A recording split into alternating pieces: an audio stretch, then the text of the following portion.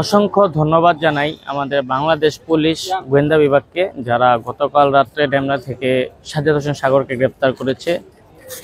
সাজ্জাদ হোসেন সাগর আমার ভাই হত্যা মামলার এজাহারকৃত আসামি এবং গত 4 আগস্ট 2024-এর প্রধান আসামি, যার নেতৃত্বেই আমাদের মুন্সিগঞ্জে হত্যাযজ্ঞ হয়। আমরা বিগত ফ্যাসিস্টের আমলে দেখেছি বাংলাদেশের বিচার ব্যবস্থার ভয়াবহ অবস্থা। তবে আমরা আশা রাখি এই সরকার অধীনে আমার ভাইয়ের হত্যার বিচার আমরা পুরোপুরি পাবো এবং সাজ্জাদ হোসেন সাগর সর্বোচ্চ শাস্তি মৃত্যুদণ্ড হবে। আমার ভাইয়ের হত্যার শুনানিতে, ভাইয়ের হত্যা মামলার শুনানিতে পুলিশ 10 দিনের রিমান্ড চেয়েছিল এবং 10 দিনের রিমান্ড মঞ্জুর হয়েছে।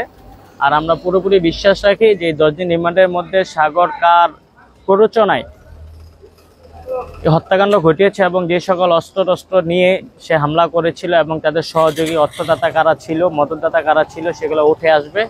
এবং আমরা এটাও বিশ্বাস রাখি আইনের প্রতি এই সরকারের আমলে যে আমরা এই আমার ভাই হত্যা মামলার বিচার খুব দ্রুত শেষ হবে। শুধু আমার ভাই হত্যা মামলা না, আরও যারা রয়েছে শহীদ রিয়াজুল, শহীদ দীপজল সহ অন্যান্য যে সকল গুলিবিদ্ধ আহত ভাইরা রয়েছে, সেই সকল তথ্যগুলো রিমান্ডে উঠে আসবে এবং হত্যার বিচার কাজ দ্রুত শেষ হবে। ছাত্র জনতা এবং সর্বস্তরের মানুষ ক্ষোভে ফুটে উঠেছে এবং কোর্ট প্রাঙ্গণে এসেও তারা বিভিন্ন ধরনের প্রতিক্রিয়া জানিয়েছে। আমরা মুন্সিগঞ্জের ছাত্র জনতা এবং সাধারণ মানুষের পক্ষ থেকে আমরা একটাই দাবি জানাই যে এই ঘটনার সাথে সাজ্জাদ হোসেন সাগর প্রত্যক্ষভাবে গুলি চালিয়ে আমাদের ভাই বোনদেরকে নিহত করেছে এবং আহত করেছে।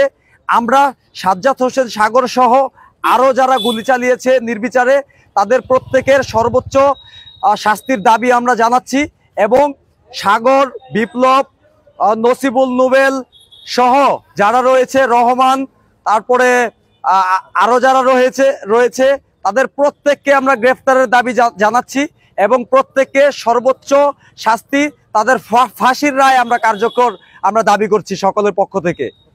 ফ্যাসিস্ট আমলে উনি মুন্সিগঞ্জে কি করেছে, কি ধরনের অপরাধ করেছে সেটা আপনারাও জানেন, আমরাও জানি। আমরা এই মাটিরই মানুষ। উনি বিগত 4 তারিখে এই সরকার বিরোধী আন্দোলনে উনি সরাসরি অস্ত্র হাতে নিরীহ ছাত্র জনতার উপর অতর্কিত হামলা করেছে। ওনার এই হামলার কারণেই উনি এবং ওনার সহপাঠীদের, ওনার সহকর্মীদের হামলার কারণেই ছাত্র জনতা, নিরীহ মানুষ প্রাণ দিয়েছে এবং অসংখ্য লোক সেদিন পঙ্গুত্ব বরণ করেছে, আহত হয়েছে, গুলিবিদ্ধ হয়েছে, হাসপাতালে চিকিৎসা করতে গেছে, সেখানে সাজ্জাদ হোসেন সাগরের নেতৃত্বে হামলা করেছে। মুক্তারপুরে চিকিৎসা করতে নেওয়ার জন্য অ্যাম্বুলেন্স থেকে নামায় হামলা করেছে। পুলিশ তাকে অনেক চেষ্টার পরে, আমি এই মুন্সিগঞ্জ জেলা পুলিশকে অসংখ্য ধন্যবাদ জানাই যে এরকম একটা গুরুত্বপূর্ণ আসামিকে গ্রেপ্তার করেছে তারা এই মামলার। উনি আপনার গ্রেপ্তার করার পর ওনাকে 10 দিনের রিমান্ড চাইছে আয়ুষ সাহেব। বিজ্ঞ আদালত অডিও, ভিডিও এবং স্টিল ছবি সকল কিছু পর্যালোচনা করছে। মামলার মেরিট বিবেচনায় 10 দিন রিমান্ড চেয়েছে, বিজ্ঞ আদালত তাকে 10 দিনের রিমান্ড মঞ্জুর করেছে।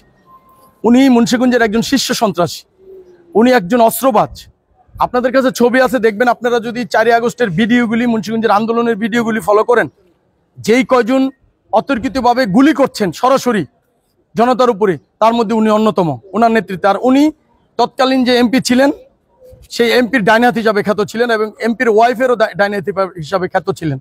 তা উনার ভয়ে শহরের কেউ কথা বলার সাহস পেতেন না।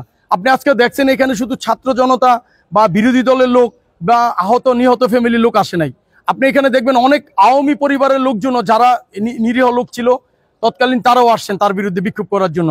আজকে শহর অগ্নিগর্ভ হয়ে উঠেছে তাকে গ্রেপ্তার করার পরে।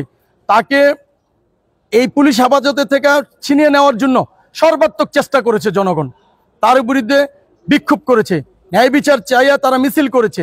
পুলিশ, আর্মি, গোয়েন্দা শাখা সর্বোপরি তাকে নিরাপত্তা দিয়ে কোর্টে এনেছে এবং কোর্টের থেকে তাকে 10 দিনের রিমান্ড মঞ্জুর করে আবার নিরাপদভাবে তাকে ফিরিয়ে নিয়েছে। আমরা রাষ্ট্রপক্ষ যথাযথভাবে রিমান্ড চেয়েছি, যথাযথভাবে আদেশ পেয়েছি, আমরা যথাযথভাবে ন্যায় বিচার প্রতিষ্ঠার জন্য সচেষ্ট আছি, সচেষ্ট থাকবো। ধন্যবাদ সবাইকে। পক্ষের কোনো আইনজীবী ছিল না এখন পর্যন্ত, কোনো আইনজীবী, কারণ ওনার অপরাধের পরিমাণ এতই বেশি ছিল যে ওনার পক্ষে কোনো আইনজীবী দাঁড়ানোর সাহসটা পর্যন্ত পায় না। সাহস কেন, মানে নৈতিকভাবে ওনার পক্ষে কোনো আইনজীবী দাঁড়ায় নেই।